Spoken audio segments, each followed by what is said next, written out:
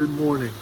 I'm Pastor Mark of Overbrook Presbyterian Church, and I'd like to invite you to spend the next few moments with me reflecting on God's Word.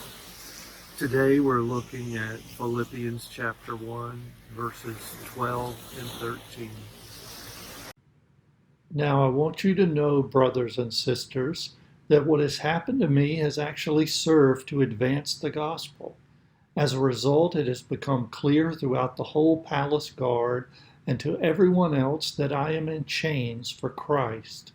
And because of my chains, most of the brothers and sisters have become confident in the Lord and dare all the more to proclaim the gospel without fear. In life, I think it's always easy to become discouraged. And in fact, I hate to admit it, but often in circumstances, I see what's going on around me, and it can be easy for me to focus on what would appear to be the negative and to become discouraged. In this passage, the Apostle Paul is in chains. He's been arrested. He's doing what the Apostle Paul always is trying to do, and that is spread the gospel and advance the kingdom of Jesus Christ. And instead of being able to move freely and work out what I'm sure was his plan, instead he's been arrested. This is where I would immediately default to being discouraged. God, how do you expect me to spread the gospel? God, how do you expect me to be an agent of advancing your kingdom if I'm just going to be locked up here? But instead, Paul looks at it from a completely different perspective, which is a perspective I need to be reminded of.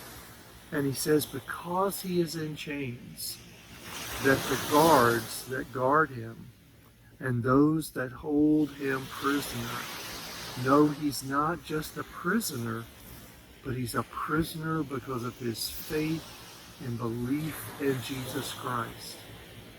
And we know from reading in other places that he actually has had the opportunity to share the gospel with the guards and the household of those who hold him prisoner, which he would never have been able to do if he weren't arrested. And he doesn't stop there. He says it goes beyond that not only has he been able to share the gospel with those who hold him captive, which is an opportunity he likely wouldn't have had he not been arrested, but because of his arrest, others have become bold in their own sharing of the truth of the gospel.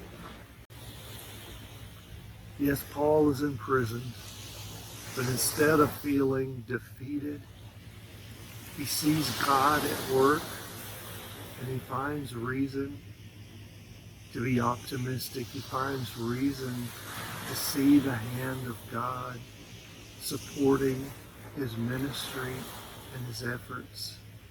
He sees reason to rejoice and to give thanks. He sees reason to encourage other people. I'm so glad that God gave us these two verses, because I need to be reminded of them daily. That even when I feel imprisoned by things going on around me, even when I feel that all my efforts are met with resistance, and as if everything I do is failing, it enables me to step back and see the hand and the provision of God in every part and every aspect of my life, and to rejoice. Thank you for spending this time with me today, reflecting on God's Word for God's people.